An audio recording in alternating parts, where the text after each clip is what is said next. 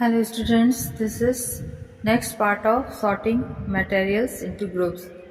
So page number 29, look into your book. Materials that have such luster are usually metals. Iron, copper, aluminium and gold are examples of metals. Some metals often lose their shine and appear dull because of the action of air and moisture on them. तो बच्चों हमने पढ़ा था, अब हम आगे पढ़ते हैं।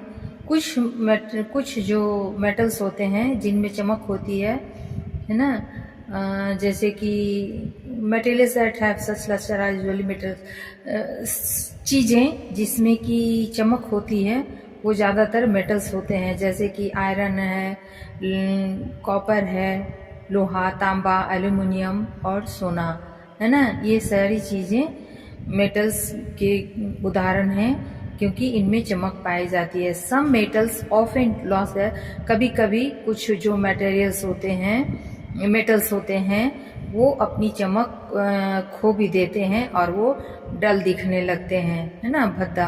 Because of the action of air, वो क्यों होता है? वो अपने हवा और मॉइस्चर के कारण होता है। जैसे कि नया लोहा को देखिए या नया सोने को देखिए, वो बहुत चमकता है, लेकिन उसको कुछ दिन हवा में और मॉइस्चर में रख दीजिए तो उनका जो शाइन है वो खत्म हो जाता है, चमक। We therefore notice the lustre only on the freshly cut surface. ज़्यादातर उन्हीं भाग में चमक देख पाते हैं जो फ्रेशली कट किए गए होते हैं, जो ताजे कटे गए होते हैं surface. When you visit and freshly iron smith or a workshop, look out for freshly cut surfaces of metal rods to see if they have luster. जब कभी भी लोहार के पास जाइए दुकान में, तो आप उसके जो फ्रेशली कट किए हुए मेटल्स हैं, मेटल्स के रॉड हैं, मान लीजिए लोहे का जो रड है, वो ताज़ा जो काटा गया है उसको देखिए तो उसमें चमक होता है, लेकिन अगर वो कुछ दिन का पड़ा है तो उसमें वो चमक नहीं रहता है।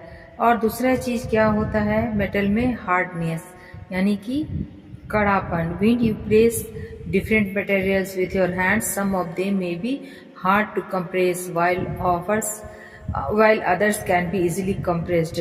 जब हम किसी कोई सारे अलग अलग मटेरियल्स होते हैं, तो कुछ मटेरियल जो होते हैं वो बहुत ही हार्ड होते हैं, उनको जब हम हाथों से दबाते हैं तो उस पर वो दबता नहीं है। Take a metal key and try to scratch with it the surface of a piece of wood, aluminium, a piece of stone, a nail, candle, chalk, any other material of object. तो कुछ materials को लीजिए, जैसे कि metal की चाबी लीजिए और उसको स्क्रैच करने की कोशिश कीजिए उसके सरफेस पे, या फिर आप लकड़ी के पीसेस लीजिए, एल्युमिनियम के लीजिए या पत्थर के पीसेस को लीजिए, और कांटी लीजिए, कैंडल लीजिए, चौक लीजिए और कोई और अलग अलग वस्तुएं लीजिए।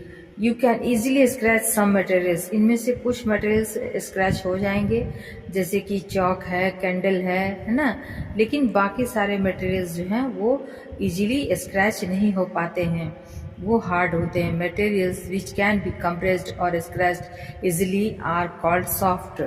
तो जो मटेरियल्स इजीली कंप्रेस्ड हो जाते हैं, इजीली स्क्रैच पड़ जाता है उस पर या दबाव पड़ जाता है, तो वो उनको सॉफ्ट कहा जाता है। While some other materials which are difficult to compress are called hard. लेकिन वहीं पे कुछ और मटेरियल्स हैं, जैसे कि चाबी है मेटल का या पत्थर है, तो इन सभी चीज़ों को हम अगर कंप्रेस करें, दबाव डालने की कोशिश करें, तो उस पर कोई असर नहीं होता है। हाथ से अगर उसको दबाना चाहें तो नहीं दबेगा। फॉर एग्जाम्पल कॉटन और sponge is soft while iron is hard. जैसे कि मान लीजिए कॉटन होता है, कॉटन का या कोई स्पॉन्ज होता है, उसको अगर हम हाथ से टच करें तो वो सॉफ्ट लगता है, लेकिन वहीं पे अगर हम आयरन को लेते हैं तो वो क्या होता है? वो हार्ड होता है ना, कड़ा होता है। इन appearance materials can have different properties.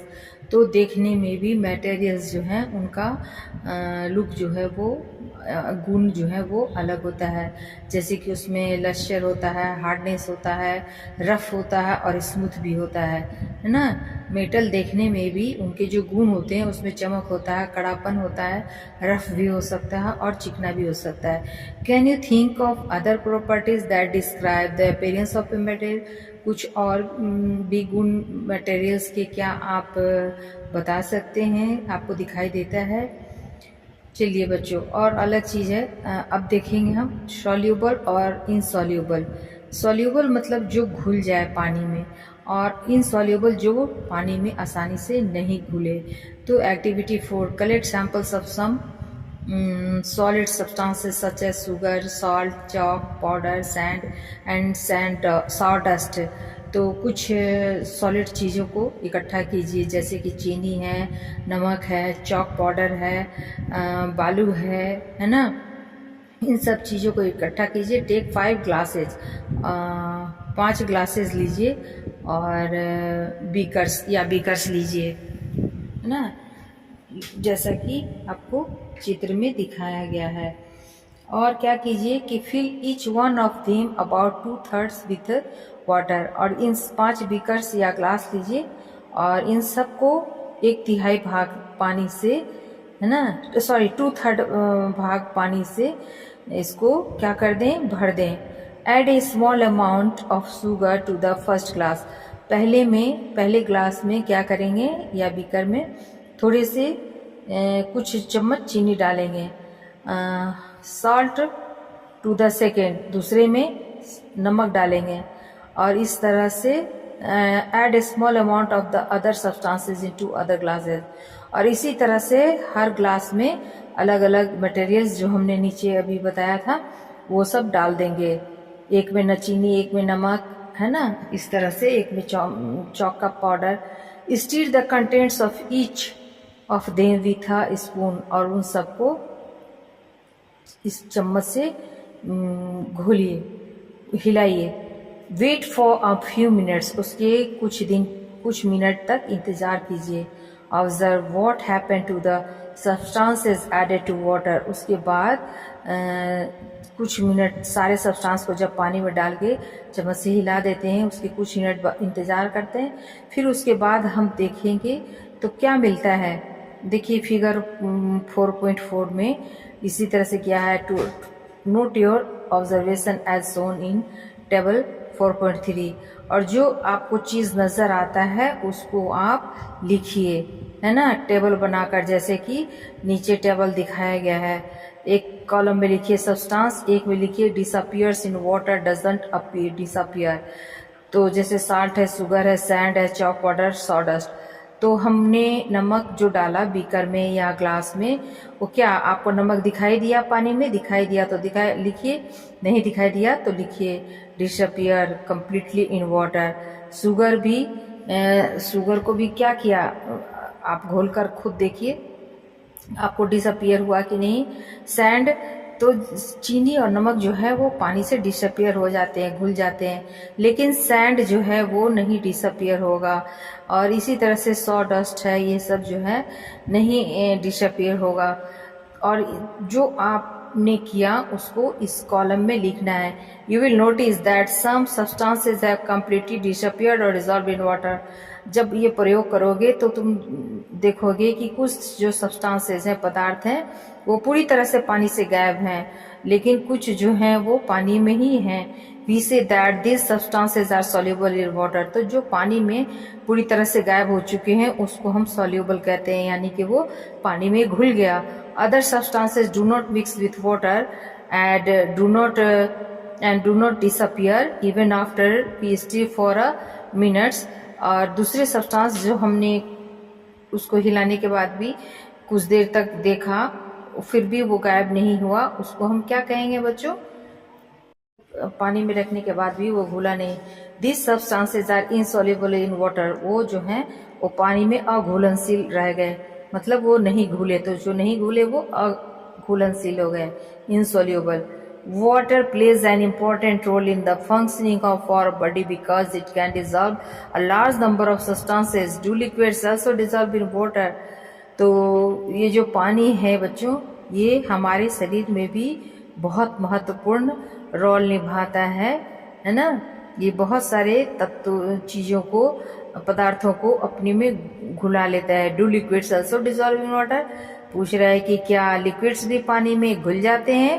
Activity 5 करके देखिए। Collect samples of vinegar, lemon juice, mustard oil और कोकोनट ऑयल, केरोसिन और एनी अदर लिक्विड। तो हमने सॉलिड को पानी में घोल के देखा, अब हम लिक्विड को देखेंगे घोल के। ठीक है, तो कुछ सिरका लीजिए, सिरका के कुछ एक सैंपल्स इकट्ठा कीजिए सिरका का, लेमन जूस का, सरसों तेल का या नारियल तेल का, केरोसिन तेल का। ये सारे लिक्विड लीजिए। हमने सॉलिड के साथ किया, अब लिक्विड के साथ करेंगे। टेक ए ग्लास, टम्बलर और ग्लास लीजिए। उसमें क्या कीजिए कि आधा पानी से भर दीजिए और add a few spoonful of one liquid, और सब में बारी बारी से ये सारे लिक्विड को डाल दीजिए। Add a few spoonful of one liquid to this and stir it well, और उसी तरह से उसको पानी में घोल के चम्मच से छोड़ दीजिए। Let it stand for 5 minutes, 5 minute तक रुकिए। Observe whether the liquid mixes with water. अब उसको ऑब्जर्व कीजिए, निरीक्षण कीजिए कि ये जो लिक्विड्स हैं जो हमने डाले हैं पानी में बारी बारी से, क्या ये सारे पानी में घुल गए हैं। Repeat the same with the other liquids. ये सारे लिक्विड जो हमने लिए हैं इन सबको बारी बारी से करना है और देखना है कि कौन सा लिक्विड जो है वो पानी में घुल गया, कौन सा नहीं। As many different liquids as the available to you, write your observation. अब कोई भी बहुत सारा लिक्विड आपके पास अवेलेबल है, तो जो भी अवेलेबल होगा आप उसको लेके कर सकते हैं। और इसी तरह से जैसे हमने सॉलिड वाला किया वैसे ही टेबल 4.4 को देखिए। लिक्विड लिखेंगे और मिक्सेस वेल और डजंट मिक्स। जो अच्छी तरह से मिक्स हो गया पानी में उसको लिखेंगे मिक्सेस वेल। जो नहीं मिला वो लिखेंगे डजंट मिक्सेस। जैसे विनेगर, ये विनेगर जो होता है वो पानी में अच्छी तरह से मिक्स हो जाता है, सिरका, तो लिखेंगे मिक्सेस वेल। लेमन जूस भी मिक्स हो जाता है तो लिखेंगे मिक्सेस वेल। मस्टर्ड ऑयल देखिएगा करके तो वो नहीं मिक्स होता है तो आप लिखेंगे डजंट मिक्स। इस तरह से केरोसिन है, कोकोनट ऑयल है, ये सबको एक करके देखिए और जो रिजल्ट आता है वो बॉक्स में लिखिए। We notice that some liquids get completely mixed. जब आप इस प्रयोग को करेंगे बच्चों तो आप देखेंगे कि कुछ लिक्विड्स जो है वो बहुत अच्छी तरह से पानी में घुल जाते हैं, जबकि some other do not mix with water and form a separate layer when kept aside for some time। और कुछ जो लिक्विड हैं वो देखेंगे कि अच्छी तरह से पानी में वो नहीं घुले हैं, बल्कि वो अलग सा लेयर बन के पानी में तैर रहा है या दिख रहा है। कुछ देर तक रखने के बाद आपको ऐसा उसका लेयर अलग सा दिखाई देगा पानी में। Some gases are soluble in water whereas others are not. उसी तरह से बच्चों कुछ गैसेज भी जो होते हैं वो पानी में घुल जाते हैं, कुछ नहीं घुलते हैं। Water usually has small quantities of some gases dissolve in it. यहाँ तक कि पानी में भी कुछ गैसेज होते हैं जो घुले हुए रहते हैं, जैसे कि एग्जाम्पल में ऑक्सीजन। पानी में ऑक्सीजन गैस जो होता है वो घुला हुआ रहता है। Dissolve in water is very important for the survival of animals and plants that live in water. और यही जो ऑक्सीजन है जो पानी में होता है, यही जानवरों के लिए और पौधों के लिए या जितने भी लिविंग थिंग्स हैं उनके लिए बहुत ही जिंदा रहने के लिए आवश्यक होता है। जैसे मछली है तो मछली जो है वो उनको सांस लेने के लिए नोज नहीं होता है, तो वो क्या करते हैं, जो पानी में जो ऑक्सीजन होते हैं उसके थ्रू ही उनको ऑक्सीजन सप्लाई होता है और वो जीवित रह पाते हैं। ऑब्जेक्ट्स में फ्लोट और सिंक इन वाटर। तो कौन सा वस्तु जो है वो पानी में तैरता है या डूब जाता है, अब ये चीज को देखेंगे। While doing activity 4, you might have noticed that the insoluble solids separated out from water. You may have also noticed this with the some liquids in activity 5. Activity 4 किया तो हमने देखा कि कुछ जो अघुलनशील सॉलिड्स हैं वो पानी से अलग हो गए हैं। You may have also noticed with this. उसी तरह से एक्टिविटी 5 में कुछ लिक्विड्स को भी जब हमने पानी में डाला तो देखेंगे कि वो पानी से बिल्कुल अलग हो गए हैं। Some of these materials that did not mix with water floated to the surface of water. तो बच्चों जो मटेरियल्स पानी में अच्छी तरह से मिक्स हो जाते हैं, और जो नहीं होते हैं वो देखेंगे कि पानी में अलग ही सरफेस पर तैरते रहते हैं। Others may have sunk to the bottom of the tumbler, और जो बाकी जो हैं वो जो नहीं घुल, कुछ जो है वो पानी पे तैरते रहते हैं, और कुछ जो नहीं घुलते हैं वो जाके उसके निचली सतह पे जमा हो जाते हैं। राइट, ऐसा है ना। जैसे बालू अगर डाला हमने, सैंड, तो क्या वो भारी है तो वो नीचे सतह पे जाके आपको जमा हो जाएगा। पानी है तो हल्का होता है, सॉरी ऑयल हो तो वो हल्का हो जाता है, तो वो ऊपर आपको तैरता नजर आएगा। यानी कि जो पानी में डूब जाता है वो घुल जाता है, वो नहीं दिखाई देता है, लेकिन जो नहीं घुलता है, भारी होता है, वो नीचे जमा हो जाएगा, या फिर हल्का होगा तो ऊपर तैरता हुआ नजर आएगा। We notice many examples of object that float in water और सिंक।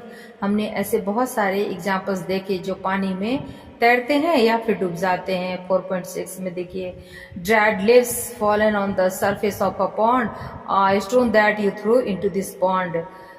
जैसे कि सूखी पत्तियां जो हैं वो देखिएगा कि तालाब के सरफेस पे तैरती रहती हैं, जबकि जो पत्थर आप फेंकते हैं तालाब में वो क्या होता है, वो डूब जाता है। Drops of honey that you let fall into a glass of water.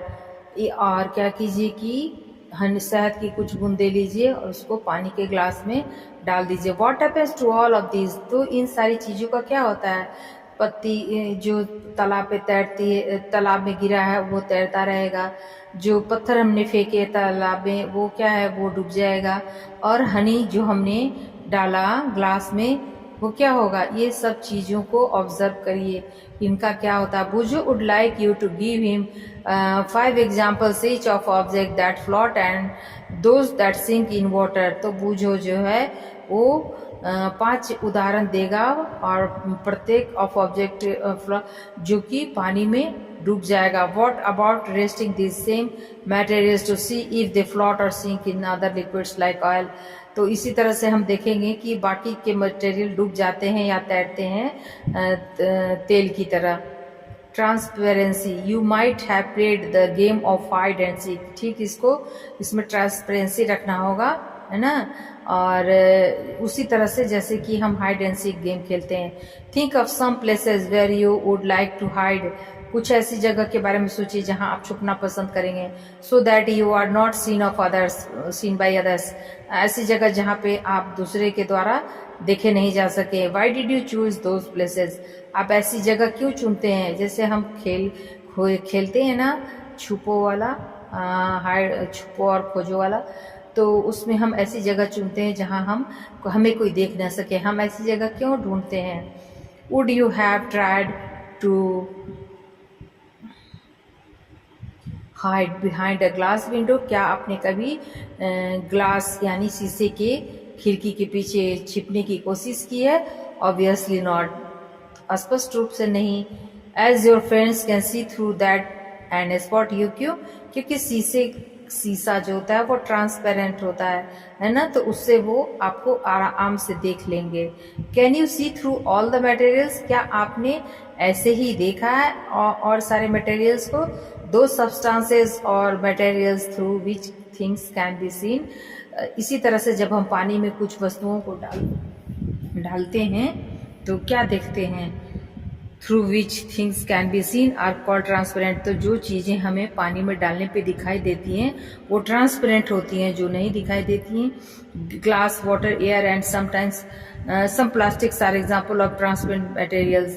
तो उसी तरीके से ग्लास जो होता है, पानी है, हवा है, या कुछ प्लास्टिक्स जो होते हैं, ये सब एग्जाम्पल्स हैं ट्रांसपेरेंट मटेरियल्स के। Shopkeepers usually prefer to keep biscuit, sweets and other eatables in transparent containers of glass और प्लास्टिक। जब आप दुकान में जाते हैं तो क्या देखते हैं कि शीशे के बोतल में जो दिखाई देता है स्पष्ट रूप से, उसमें खाने की चीजें, बिस्किट्स वगैरह दुकानदार रखता है। क्यों, क्योंकि वो आराम से कंटेनर से दिखाई देता है कि किसमें क्या चीज रखा हुआ है।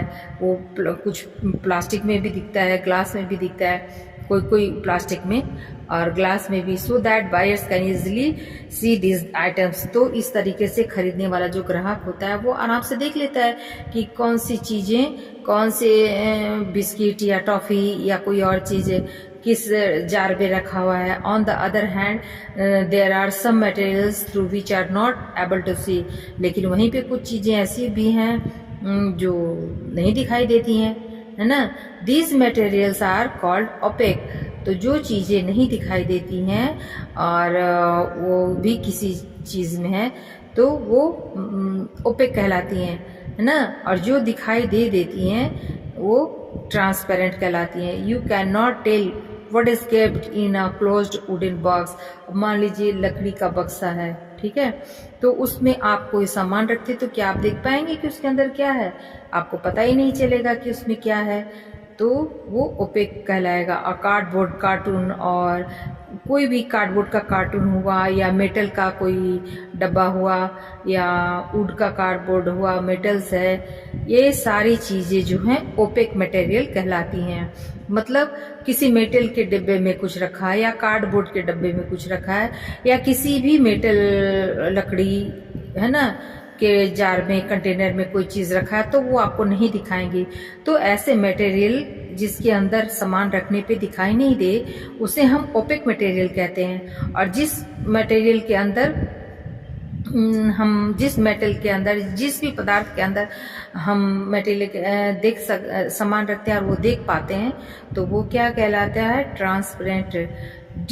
Do we find that we can group all materials and objects without any confusion as either opaque or transparent? तो क्या तुम ऐसा कर सकते हो, पाते हो that we can, कि हम इन सारे मटेरियल्स को या वस्तु को जो है ना बिना कंफ्यूजन के हम अलग कर सकते हैं कि कौन से ओपेक हैं और कौन से ट्रांसपेरेंट हैं। एक्टिविटी 6 में देखिए, take a sheet of paper and look through it towards a lighted bulb.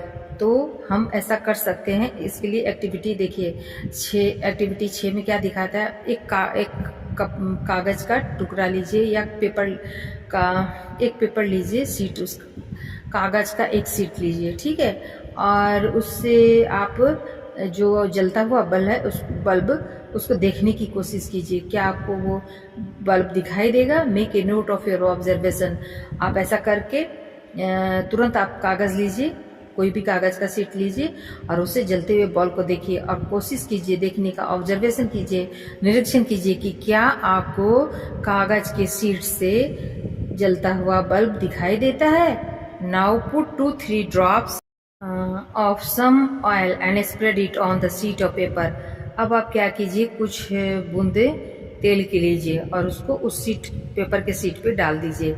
Look again towards the lighted bulb through that portion of the paper on which the oil has been spread. अब जिस कागज के sheet पे आपने जहाँ पे oil डाला है, तेल डाला है, उससे देखने की कोशिश कीजिए जलते हुए बल्ब को और देखिए कि क्या नजर आता है। Do you find that the bulb is more clearly visible than before. तो क्या आपको ऐसा लगता है कि पहले की अपेक्षा ज्यादा क्लियर है बल्ब को देखना?